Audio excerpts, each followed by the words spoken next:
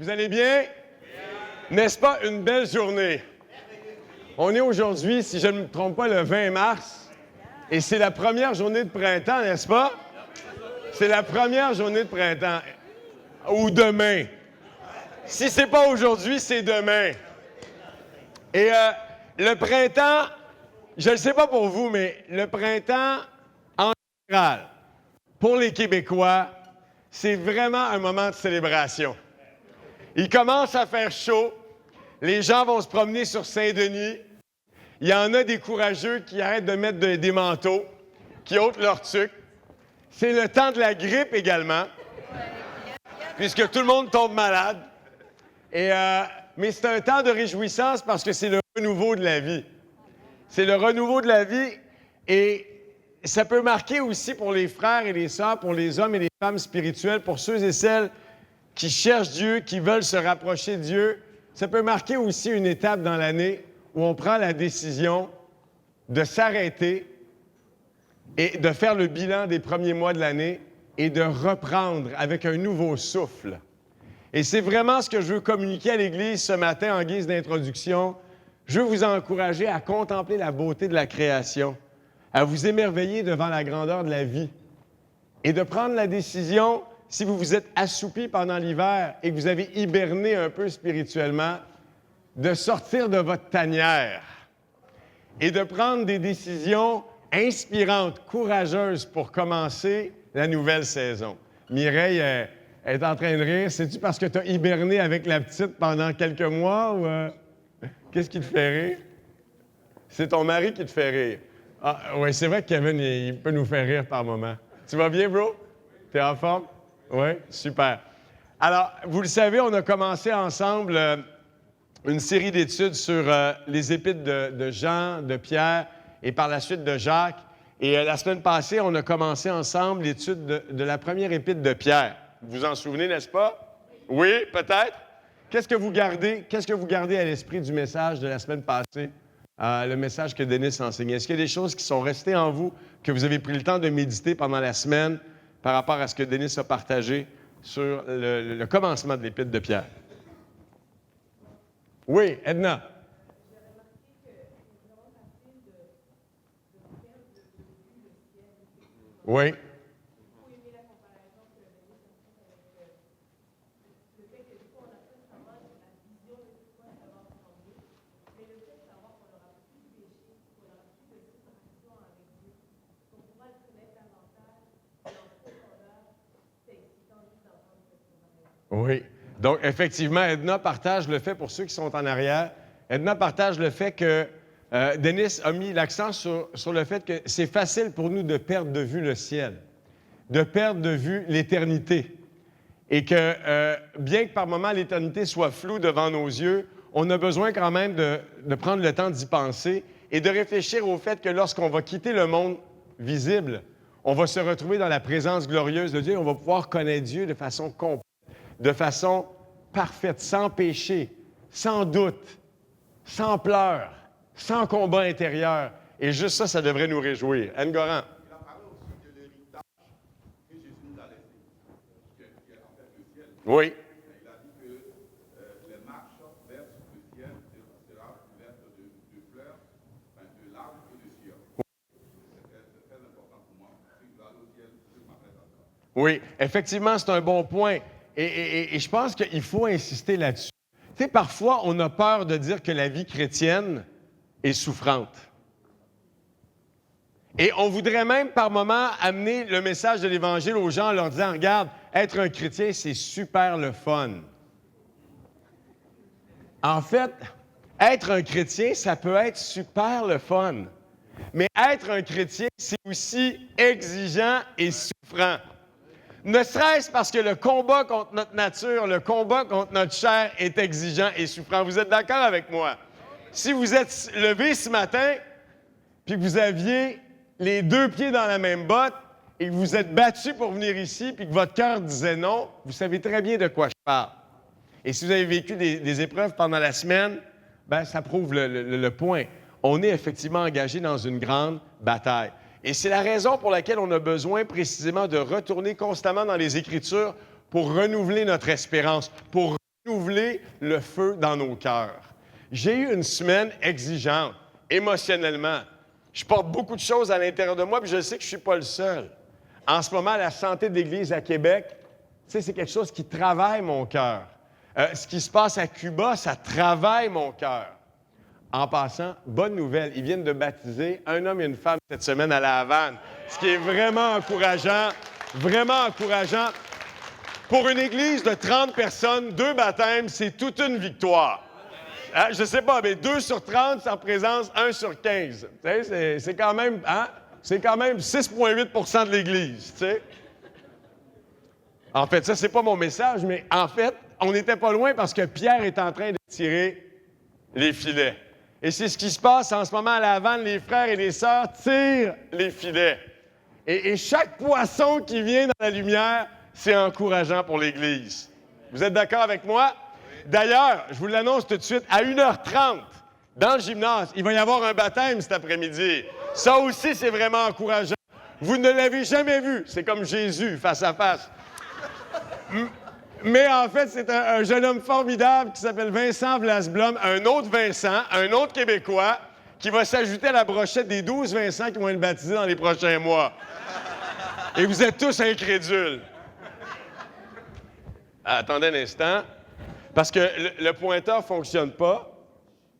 Fait que je vais juste aller dans mon message. Ça, c'est les autres leçons. Oh, on approche. On y va. Alors, Vincent, je vais te demander de peser sur les boutons. Tu peux-tu faire ça? Parce que, ça marche. OK, ça marche. Alors, on a parlé effectivement du contexte du premier épître de Pierre la semaine passée. Denis en a parlé. Pour ceux qui nous visitent ce matin, qui ne connaissent pas bien le contexte de la première épître de Pierre, la seule chose qu'on doit retenir, c'était qu'au premier siècle, dans la deuxième moitié du premier siècle, être un chrétien, alors que des empereurs comme Néron sévissaient sur le peuple, c'était extrêmement difficile. Et chaque lettre comme celle qu'on lit en ce moment était une grande source d'encouragement pour les hommes et les femmes qui cherchaient à suivre Jésus, dans un contexte extrêmement aride spirituellement. Beaucoup de frères et de sœurs quittaient la foi et dénonçaient leurs frères et leurs sœurs. Ce que Jésus lui-même avait annoncé. Il avait annoncé que l'amour du plus grand nombre se refroidirait et que même à l'intérieur du corps de Christ, il y a des hommes qui se retourneraient contre leurs frères et leurs sœurs pour ne pas faire face aux persécutions. Ce qui est vraiment intense. Et comme le disait d'ailleurs Vincent il y a 2 semaines, on n'est pas exposé à ça aujourd'hui, mais on est exposé à un ennemi beaucoup plus subtil, beaucoup plus dangereux, à mon sens. Parce que lorsqu'on est persécuté, on se tient les coudes et on fonce ensemble. Mais lorsque le confort et la médiocrité s'installent dans nos vies, on meurt à petit feu. Et tantôt, quand j'ai exhorté l'Église, je le fais avec toute la passion de mon cœur parce que c'est notre salut qui est en jeu, parce que c'est notre foi qui est en jeu et parce qu'on a la responsabilité de se battre pour nos cœurs. Vous me suivez? Donc, c'est le contexte, en fait, de l'écriture de la première épître de Pierre qui nous met justement au parfum des grands défis qui sévissaient dans la première communauté chrétienne sur le pourtour de la Méditerranée. Et ce matin, ce que j'aimerais faire avec vous, c'est vous rappeler et approfondir avec vous la grandeur du message que Pierre lui-même a reçu de la bouche même de son maître, de Jésus. Et ça, c'est important. Pensez à ça. Pierre était lui-même un Juif. Comme plusieurs d'entre nous avons grandi dans une tradition chrétienne, ce qu'on appelle en fait en général la tradition chrétienne. Mais c'est intéressant parce qu'en étant en contact avec Jésus, Pierre a été complètement transformé dans sa compréhension de qui est Dieu. C'est incroyable de penser qu'un homme comme Pierre, qui avait grandi dans la tradition juive, qui connaissait Moïse, qui connaissait Abraham, qui connaissait les prophètes, qui allait à la synagogue, qui était même un disciple de Jean-Baptiste, c'est incroyable de penser qu'un homme comme Pierre ait pu vivre une aussi grande transformation que celle qu'il a vécue en rencontrant Jésus. C'est comme si, en fait, Pierre rencontrait Dieu pour la première de ta vie avec moi. Et une bonne manière pour nous, en tant que croyants, d'examiner nos cœurs, c'est de voir si on est capable, une fois de plus, de rencontrer Dieu comme pour la première fois. Lorsque nos cœurs sont fatigués, lorsque la vie est difficile, lorsque notre foi commence à chanceler, lorsqu'on devient un peu épais intérieurement, c'est comme un gros bouillon dans lequel on a de la difficulté à nager, il faut être capable de s'arrêter et de renouveler notre rencontre avec Dieu. Et Jésus est précisément le chemin à emprunter pour renouveler notre foi. Et vous pouvez me croire, Pierre, après la résurrection de Jésus, a dû sûrement à plusieurs reprises se battre pour son cœur et renouveler sa relation avec Dieu au travers de Jésus parce qu'il était fait de chair et d'os comme vous et moi. Vous comprenez ce que je veux dire? Alors, ce qui est encourageant, c'est de penser que si Pierre lui-même a dû retrouver son cœur pour Dieu à de nombreuses reprises après la résurrection, imaginez vous et moi. Imaginez vous et moi, 2000 ans plus tard, avec tout ce qu'on vit, notre combat est singulièrement glorieux. Singulièrement glorieux. Et comme le disait Denis, on oublie par moments la grandeur de ce qu'on est en train de vivre ensemble. Parce qu'on est dedans. Parce qu'à tous les jours, ça revient. Mais si Jésus était avec nous aujourd'hui, puis qu'il pouvait ouvrir notre esprit de manière surnaturelle, il nous aiderait à voir à quel point notre combat est glorieux et à quel point ce que vous vivez à tous les jours est important. J'aimerais que vous ouvriez vos Bibles en 1 Pierre. On va continuer ensemble ce matin cette lecture et j'aimerais insister avec vous sur deux choses particulièrement importantes à mon sens sur les versets qu'on va lire. Donc, on va commencer au verset 13 du premier chapitre parce que c'est là où on est rendu et on va se diriger ensemble jusqu'au 3e verset du 2e chapitre. Donc, 1 Pierre, chapitre 1, verset 13. Ici, Pierre continue en disant « C'est pourquoi, affermissez votre pensée, soyez sobre et ayez une parfaite espérance en la grâce qui vous sera apportée lors de la révélation de Jésus-Christ. Comme des enfants obéissants, ne vous conformez pas aux désirs que vous aviez autrefois dans votre ignorance. Mais de même que celui qui vous a appelé est saint, vous aussi devenez saints dans toute votre conduite, puisqu'il est écrit « Vous serez saints, car je suis saint. » Et si vous invoquez comme Père celui qui, sans considération de personne, juge chacun selon ses œuvres, conduisez-vous avec crainte pendant le temps de votre séjour sur terre. Vous savez en effet que ce n'est point par des choses périssables, argent ou or, que vous avez été rachetés de la vaine manière de vivre héritée de vos pères, mais par le sang précieux de Christ, comme d'un agneau sans défaut et sans tache. Il a été désigné d'avance, avant la fondation du monde, et manifesté à la fin des temps à cause de vous. Par lui, vous croyez en Dieu, qu'il a ressuscité d'entre les morts et lui a donné la gloire, afin que votre foi et votre espérance soient en Dieu. Après avoir purifié vos âmes dans l'obéissance à la vérité en vue d'un amour fraternel sincère, aimez-vous les uns les autres ardemment et de tout cœur, vous qui avez été régénérés non par une semence corruptible, mais par une semence incorruptible, par la parole vivante et permanente de Dieu. Car toute chair est comme l'herbe, et toute sa gloire comme la fleur de l'herbe. L'herbe sèche et la fleur tombe, mais la parole du Seigneur demeure éternellement. Cette parole est celle qui vous a été annoncée par l'Évangile. Rejetez donc toute méchanceté et toute fraude, l'hypocrisie, l'envie et toute médisance. Désirez comme des enfants nouveau-nés le lait non frelaté de la parole, afin que par lui vous croissiez pour le salut, si vous avez goûté que le Seigneur est bon. Amen. Magnifique passage. J'ai commencé à méditer sur ce passage-là la semaine passée, évidemment, puis même un peu avant, parce que j'ai lu un Pierre à quelques reprises. Il y a du stock dans ça. Si vous voulez étudier ces versets-là, allez sur Google, Lexilogos, faites une étude en profondeur. Il y a plusieurs commentaires sur l'Internet du Nouveau Testament et il y a beaucoup de réflexions à faire là-dessus. C'est extrêmement profond. Et ce matin, malheureusement, je ne peux pas tout couvrir, donc je vais couvrir avec vous deux choses. Première des choses, ici, Pierre partage avec nous une vérité qui est vraiment simple. La vérité est la suivante. Il dit à ses frères et ses sœurs, auparavant, vous aviez un père charnel dans le monde. Et vous avez hérité du monde dans lequel vous avez grandi. Vous avez hérité d'une vaine manière de vivre. Or, vous avez maintenant un deuxième père, qui n'est pas un père biologique, mais qui est un père céleste, un père glorieux. Et à cause de l'identité de ce père-là, à cause de la grandeur de sa perfection, à cause de sa gloire, vous devriez chercher à vivre vous-même une vie glorieuse, une vie d'amour, une vie de perfection, une vie de pureté morale. Et j'ai pris le temps ici de faire une espèce de petit tableau pour vous aider à réfléchir.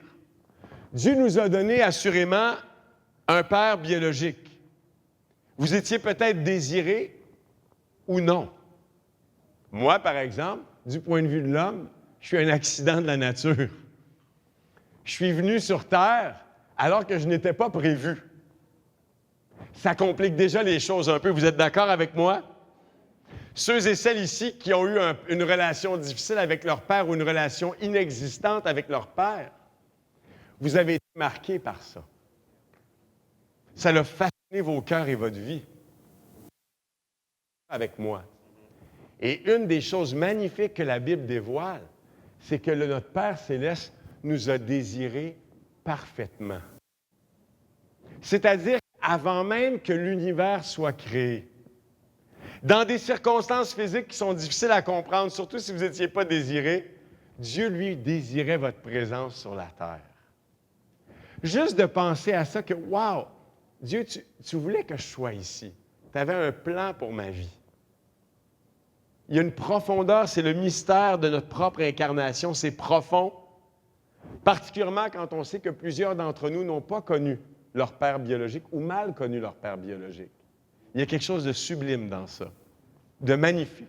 Dieu nous aime d'un amour incroyable et travaille même au travers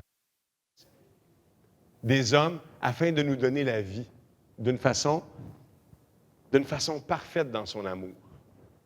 La deuxième des choses, c'est que malheureusement, nos parents sont moralement imparfaits.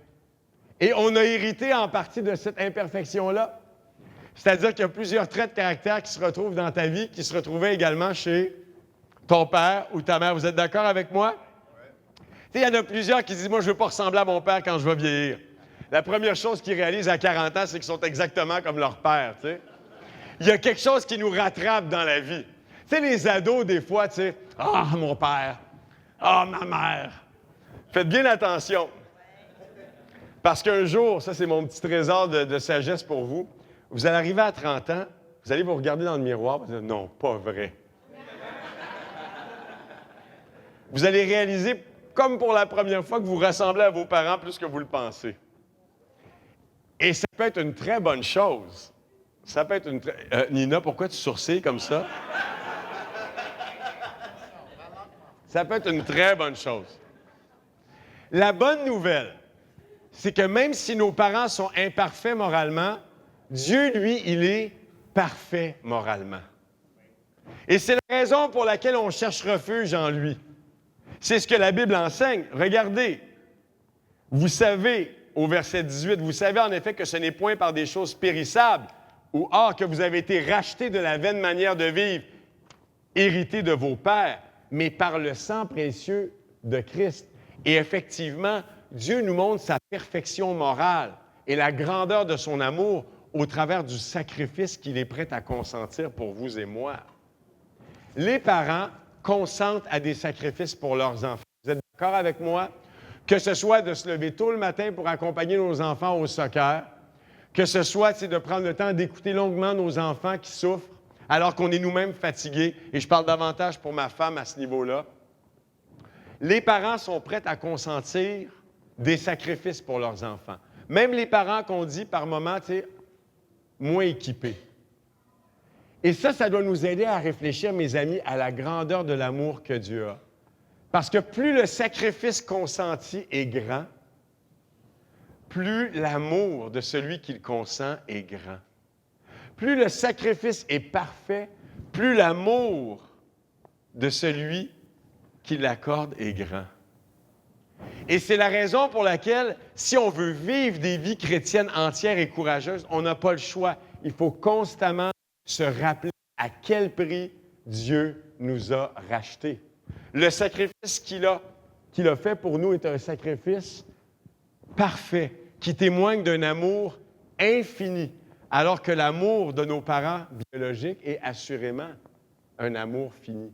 Et ce qui nous permet d'aimer nos parents encore davantage lorsqu'on devient disciple de Jésus, c'est précisément l'expérience de l'amour du Père qui nous équipe à aimer davantage nos parents. En tant qu'homme spirituel, on devrait se recharger intérieurement à l'amour du Père pour pouvoir aimer davantage les hommes et les femmes qui ont marqué nos existences avant qu'on devienne chrétiens et qui ont encore une place spéciale dans nos vies. Et ça, c'est quelque chose d'important. Est-ce que mes parents, est-ce que mes amis dans le monde voient cet amour-là différent depuis que je suis devenu disciple de Jésus? Donc, Pierre ici insiste sur une chose, c'est que la paternité qu'on a en Dieu est incroyable. On a un Père incroyable. Et sur la base de ce qu'on a reçu de lui, nos vies devraient être transformées. Est-ce que vous me suivez? Et ce que vous remarquerez dans vos vies, puis je remarque ça dans la mienne, c'est que plus je m'approche de Dieu, plus je suis proche de lui, plus ma vie se transforme. Vincent parlait, il y a 2 semaines, il disait « Dieu est amour ». Et on est appelé à devenir amour. Effectivement, si ma communion avec le Père est complète, son Esprit Saint qui vit en moi depuis le jour de mon baptême devrait me renouveler et me permettre de devenir davantage amour. Le fait, c'est que quand on commence à s'éloigner du Père, quand on commence à s'éloigner de la puissance de la parole, on perd de vue la face du Père et on se perd soi-même. On s'égare, on s'éloigne de Dieu et on oublie sa paternité. On oublie la grandeur de son amour. Est-ce que vous me suivez? Donc, se rapprocher de Dieu pour mieux comprendre qui on est, se rapprocher de Dieu pour mieux comprendre qui nos frères et nos sœurs sont, se rapprocher de Dieu pour mieux comprendre également les orphelins qui nous entourent. Parce qu'on est dans un monde qui est saturé d'orphelins et d'orphelines. Quand tu marches dans la rue, puis que tu vois quelqu'un sur le trottoir, qu'est-ce que tu vois? Quelqu'un qui est en communion profonde avec Dieu voit un orphelin. C'est-à-dire quelqu'un sans paternité céleste, sans paternité spirituelle. Plus on goûte à l'amour de Dieu, plus on comprend également la détresse des hommes et des femmes qui nous entourent. C'est ce qui me fait dire, tel père, tel fils. Es-tu cute, la photo, hein? Ça, c'est pas Andrés, c'est quelqu'un d'autre. C'est peut-être Johnny dans 5-6 ans. Tel père, tel fils. Et effectivement, plus on se rapproche, j'aime beaucoup Johnny, j'aime faire des blagues avec Johnny. Plus on se rapproche de Dieu, plus on lui ressemble. Plus on s'éloigne de Dieu, moins on lui ressemble. Vous me suivez? Et là, je veux m'adresser à ceux et celles qui ont une majorité dans l'Église. Est-ce que, dans ta marche avec Dieu, tu as ce désir, cette détermination à vouloir être davantage comme ton Père céleste? Pas sur la base de mes enseignements, de mes exhortations ou simplement du devoir, mais parce que tu veux ressembler à ton Créateur. Parce que tu veux avoir son cœur. La disciple mature cherche à constamment renouveler la présence de Dieu en lui, en elle, parce que c'est sa vie.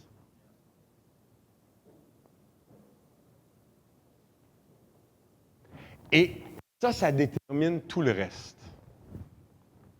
Alors, Ce que j'aimerais qu'on fasse maintenant, c'est qu'on regarde un passage qui, justement, va nous aider à comprendre une certaine dynamique au niveau de la vertu chrétienne. Je pense que c'est important de le comprendre comme il faut. Donc, retournez dans vos Écritures en 1 Pierre. Tout de suite après avoir parlé de la paternité spirituelle de Dieu, Pierre insiste ici sur la conséquence de ça. Au verset 22, Pierre dit « Après avoir purifié vos âmes dans l'obéissance à la vérité, en vue d'un amour fraternel et sincère, aimez-vous les uns les autres ardemment et de tout cœur. » Et là, ensuite, il va parler évidemment de la parole de Dieu qui n'est pas corruptible, qui est incorruptible, qui est la parole éternelle de Dieu. Bon, puis il va conclure avec certaines recommandations au niveau éthique, au niveau du caractère des relations. Et ce que j'aimerais ici, c'est qu'on regarde ça ensemble. Et vous allez voir comment il y a une logique. Quand les apôtres écrivent, il y a une logique dans les Écritures. Il y a une raison pour laquelle les Écritures sont agencées comme elles le sont. Ce qu'on voit ici, c'est qu'à partir de la prise de conscience de qui est Dieu, de la grandeur de son amour, en me faisant réfléchir sur le fait que oui, j'ai eu un père physique qui m'aimait, mais qui n'a rien à voir avec la gloire du Père spirituel qui m'a donné la vie dès le commencement et qui m'a donné Jésus. À partir du moment où je baigne dans l'amour parfait et majestueux de Dieu en Jésus-Christ, à partir du moment où je touche à cet amour-là, c'est à ce moment-là en fait, que je suis poussé à l'obéissance. Et vous remarquerez une chose, plus vous méditez sur le caractère de Dieu, plus ça renouvelle en vous ce qu'on appelle une sainte crainte de Dieu. Et la crainte de Dieu, c'est quelque chose d'extrêmement important dans nos vies, pour deux raisons. La première, c'est parce que Dieu est infiniment saint et d'une telle rayonnance et d'une telle pureté que la seule pensée de faire face à cet être-là, ça doit nous mettre dans un état de révérence et de crainte. Pas de crainte pour avoir peur, mais de crainte pour nous animer du désir de faire sa volonté. Ça, c'est la première raison. La deuxième raison, c'est que je crains Dieu. Pourquoi? Parce que je ne me fais pas confiance. Je crains Dieu parce que je connais du moins en partie les biais dans mon cœur, le mensonge dans mon cœur. Je vois la contradiction en moi. Et quand je me mets à craindre Dieu, c'est comme une police d'assurance. Tu sais, quand tu crains Dieu, c'est comme la police sur le coin de la rue. Tu sais, il y en a qui sont très courageux pour brûler des feux rouges. Mais quand ils voient le policier sur le coin de la rue, soudainement, « Oh, bonjour, monsieur le policier. » Tu sais, soudainement, tu t'assouplis. Tu sais, souvent, les gens disent « Pourquoi je devrais craindre Dieu? » Écoute, si tu crains un agent de police sur le coin de la rue, là, puis que tu crains pas Dieu, là, c'est qu'il y a un petit problème de mathématiques. Vous comprenez ce que je veux dire? Craindre Dieu, c'est sain, c'est bon. Craindre Dieu me pousse par moments à faire sa volonté parce que j'ai simplement pas le désir de la faire. Craindre Dieu m'éloigne du péché, souvent. À moins qu'il y en ait ici qui soient 3 fois saints et qui soient constamment en train de baigner dans la grâce et dire non péché. Par moments, juste de se rappeler que Dieu est un feu dévorant, ça fait du bien. Tu sais quoi? Non, ça va. Je ne pécherai pas aujourd'hui. Donc, effectivement, de se coller contre Dieu nous pousse à l'obéissance et renouvelle la sainte crainte de Dieu en nous. Et ce qui est vraiment intéressant, et c'est là où l'Écriture peut nous surprendre, écoutez ça, la Bible enseigne que c'est en obéissant et en cultivant une sainte et une saine crainte de Dieu que quoi? Qu'on se purifie. La purification provient de l'obéissance. Je vais vous donner un exemple. Debbie, tantôt, parlait du pardon qui va être un sujet à la Journée des femmes. Si je sais que j'ai besoin, par exemple, de demander pardon à quelqu'un ou de pardonner quelqu'un, comme ça nous arrive régulièrement, souvent, avant de m'humilier, il y a une résistance. Mon cœur, qu'est-ce qu'il dit? Il dit, Non. Il dit, pas tout de suite. Il dit, c'est de sa faute. Il dit, c'est pas grave. Ça, c'est 4 des plus grandes excuses, tu sais, pour pas pardonner ou demander pardon. Vous êtes d'accord avec moi? Bien, si je me soumets à Dieu au travers de la prière, laissant l'Esprit Saint travailler en moi et que je vais demander pardon, qu'est-ce qui se passe? Mon cœur, qu'est-ce qui se passe avec mon cœur? Hein? Mon cœur s'attendrit et se purifie du même coup. C'est toujours dans l'obéissance qu'on se purifie. On ne se purifie pas de façon théorique. Par exemple, la collecte spéciale ou le besoin d'un frère ou d'une sœur. Ça nous arrive souvent en tant que chrétiens. On est confronté à un besoin, parfois un grand besoin. Tu sais, il y a déjà des frères, des sœurs qui sont venus me voir, puis « Bro, tu peux-tu me passer 300 piastres? » Là, j'ai une écriture dans la tête. Donne à celui qui te demande. Oh my goodness, Jésus. Donne à celui qui te demande. Ne te détourne pas de celui qui te demande. Oui, mais ça, c'est peut-être une exception. Attends, où est-ce que je pourrais trouver dans le livre des Proverbes un passage pour... Vous me suivez? Tu sais, puis tu sais que tu n'es pas riche, mais tu sais que tu as le 300 piastres. Tu vois le genre? Tu sais, tu n'es pas riche, mais tu as 300. Là, tu te bats. Puis là, il y a une autre qui revient dans l'Ecclésiaste. Jette ton pain dans l'eau et tu le retrouveras. Ah, come on. Puis là, tu te dis, oui, mais je ne veux pas le donner avec un mauvais cœur. Mais là, tu sais que ce n'est pas une excuse pour ne pas le donner. Donc, qu'est-ce que tu dois faire? Tu dois te battre pour purifier ton cœur, pour soumettre ton cœur jusqu'à temps que tu sois prêt à prêter l'argent. Et comme me disait un frère un jour, quand tu prêtes de l'argent à quelqu'un, complétez la phrase, il ne faut pas s'attendre à le recevoir. C'est-à-dire que quand tu prêtes de l'argent à quelqu'un, si tu veux être vraiment libre, fais comme si tu l'avais donné. Et là, tu es libre. Là, j'en vois là, dans l'assistance qui sont là. Non. Non. Mais, on a choisi la vie chrétienne, mes amis. On a choisi la vie chrétienne. Puis vous savez quoi? À chaque fois que je donne, après ça, comment je me sens? Wow, j'ai donné de l'argent à mon frère. Mais quel déboire par moment pour me battre avec mon propre cœur, ma cupidité, mon égoïsme, à l'eau, la terre. Vous êtes d'accord avec moi? Et c'est en posant un geste comme celui-là que je purifie mon cœur. C'est-à-dire que je rends mon cœur moins sensible à l'attrait de l'argent dans ma vie. Je me dégage du pouvoir de l'argent sur mon cœur. Quand je demande pardon, je me dégage du pouvoir de l'orgueil sur mon cœur. Quand je me lève tôt le matin pour prier avec un frère, alors que ça ne me tente pas, je me dégage du pouvoir de ma chair sur mon cœur. Est-ce que vous avez besoin d'autres exemples? Je pense qu'on se comprend. Donc, effectivement, la pureté de cœur provient de l'obéissance. Et si en ce moment, tu es appelé à obéir dans certains aspects de ta vie, n'aie pas peur. Fonce. Bats-toi.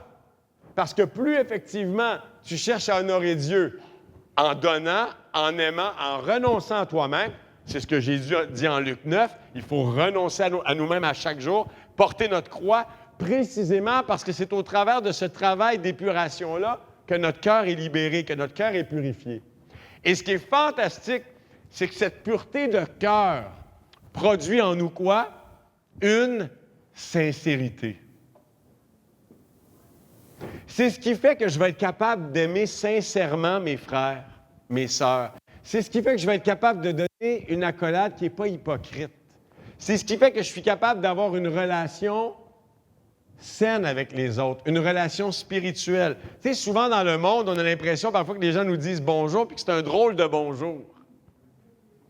Mais plus nos cœurs sont exercés à l'obéissance par l'Esprit Saint, plus notre bonjour devient vrai. Vous me suivez? Et c'est cette sincérité-là qui nous amène ultimement dans ce qu'on pourrait appeler l'amour. L'amour profond. L'amour, you care. Tu es prêt à faire tout ce qu'il faut pour tes frères et tes sœurs. Tu es prêt à faire le 2e mille. Tu es prête à sacrifier. Et puisque c'est mon rôle en tant qu'évangéliste de vous poser des questions par moment, est-ce qu'en ce moment, votre cœur est un cœur qui est justement dans cet esprit? Un esprit de joie.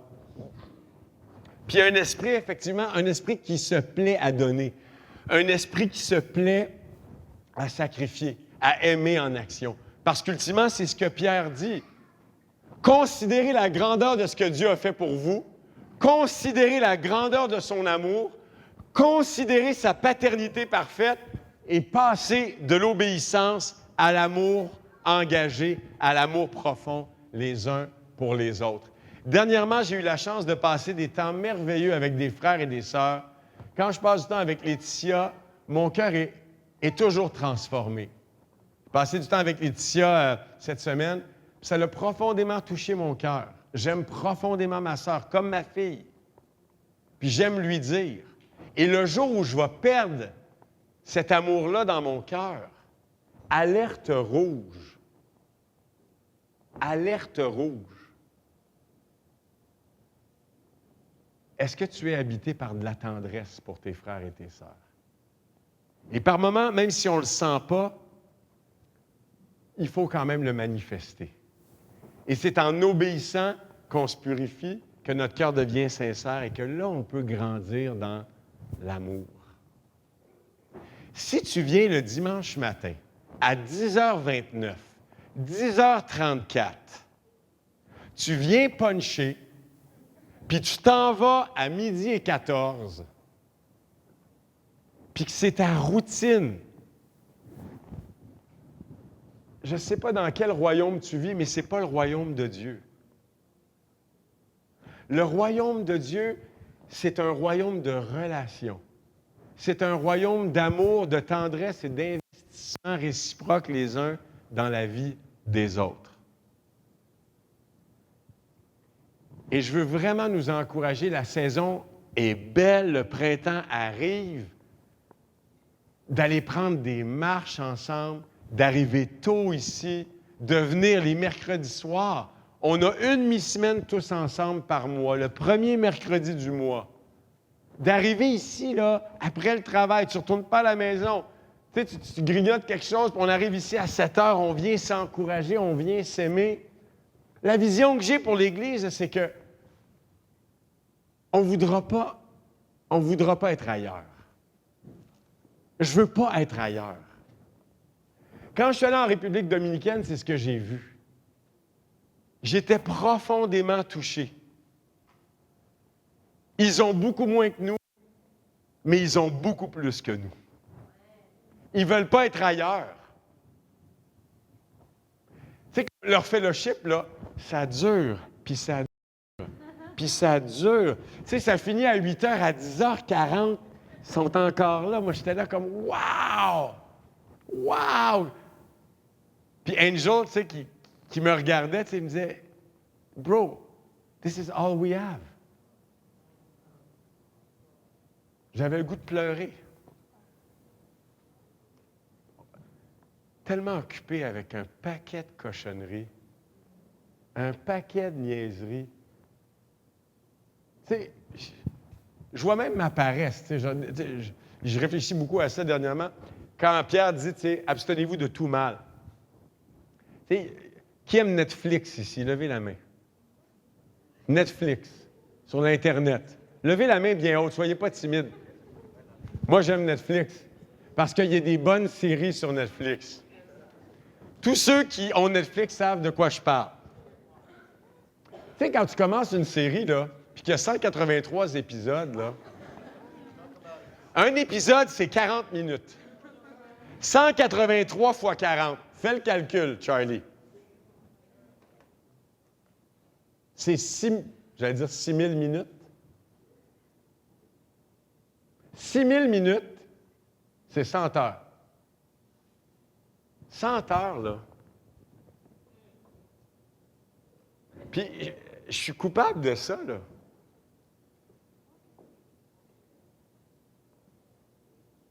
Tu sais, qu'est-ce qu'on va sacrifier au nom de l'amour? C'est ça la question. Qu'est-ce qu'on va sacrifier au nom de l'amour? Pour qu'on puisse bâtir, pour que l'Église puisse passer de 130 membres à 200. Parce que ça va prendre ça. Vous êtes d'accord avec moi? César, là, il est fired up, là, il étudie la Bible en ce moment. Puis il va être baptisé bientôt par la grâce de Dieu. Sauf qu'on ne veut pas que César soit un coucou de Pâques. On veut que César devienne un homme solide, rempli d'Esprit Saint. Une source d'inspiration pour sa génération. Mais ça prend quoi? Ça prend de l'investissement de notre part, guys. On n'y parviendra pas autrement. On va y parvenir seulement dans l'amour et dans le sacrifice. Si on décide de choisir le confort, bien, on a choisi notre Dieu et notre destinée.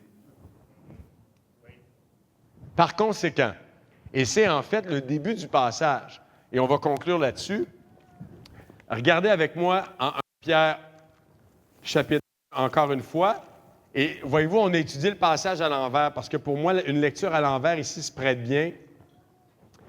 Ici, au verset 13, Pierre dit à ses frères et sœurs, « C'est pourquoi affermissez votre pensée, soyez sobres et ayez une parfaite espérance en la grâce qui vous sera apportée lors de la révélation de Jésus-Christ. » Donc, la première des choses que Pierre invite ses frères et ses sœurs à faire, c'est quoi? C'est d'affermir sa pensée. Qu'est-ce que ça veut dire, ça, affermir sa pensée? Affermir sa pensée. Oui, vas-y donc, Marc-André. Savoir ce que tu veux. Oui, savoir ce que tu veux. Et comment tu parviens à ça? C'est en renouvelant constamment dans ta communion avec Dieu la force de ce qui habite dans ta tête. Parce que tes pensées déterminent tes émotions et travaillent beaucoup sur ta volonté. Donc, si tu affermis ta pensée en méditant la parole et en gardant tes objectifs clairs au niveau spirituel, qu'est-ce qui va arriver?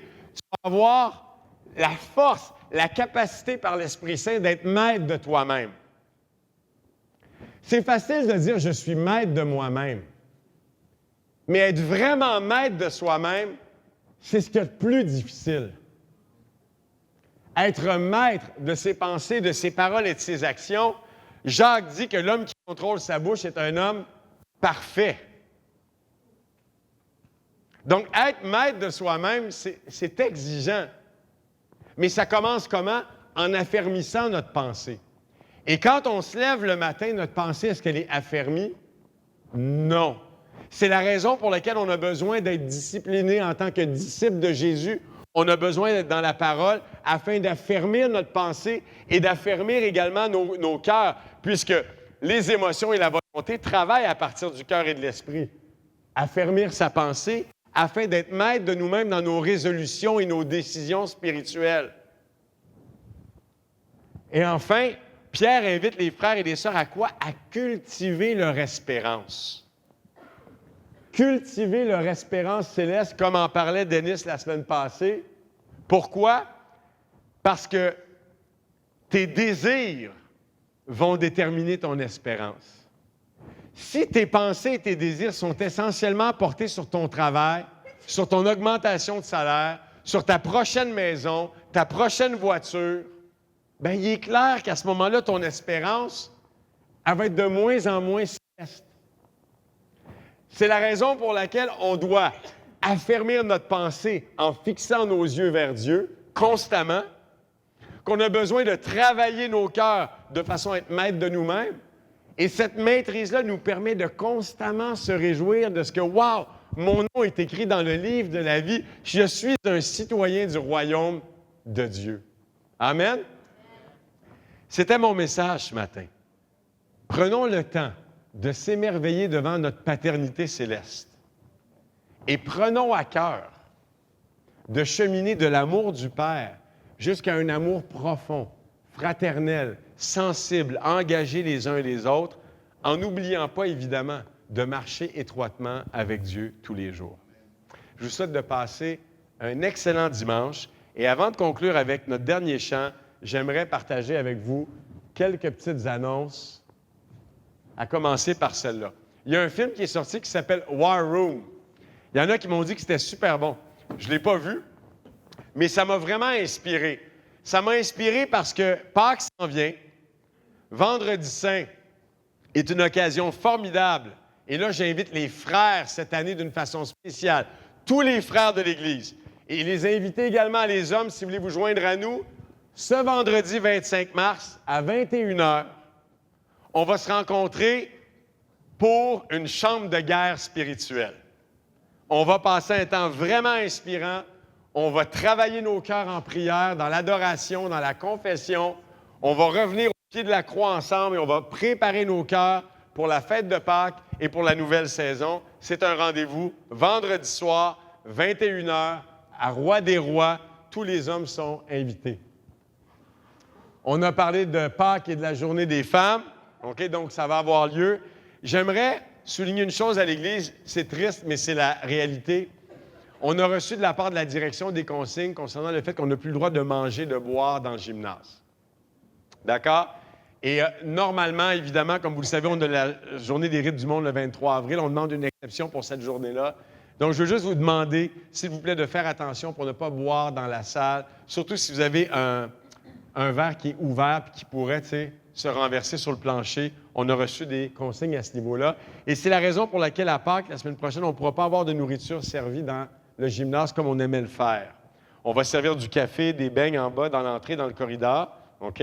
Mais ça va se limiter à ça au cas où vous me poseriez la question la semaine prochaine. OK? À 1h30, Vincent Blasblom va se faire baptiser. Si jamais vous voulez célébrer avec lui son baptême, il devrait arriver ici vers 1h. Ça sera une belle occasion de l'encourager, de faire sa connaissance. On va passer un temps vraiment merveilleux avec lui. C'est à 13h30. C'est tout ce que j'ai à dire. Bon dimanche, levons-nous pour un dernier chant et on se retrouve la semaine prochaine.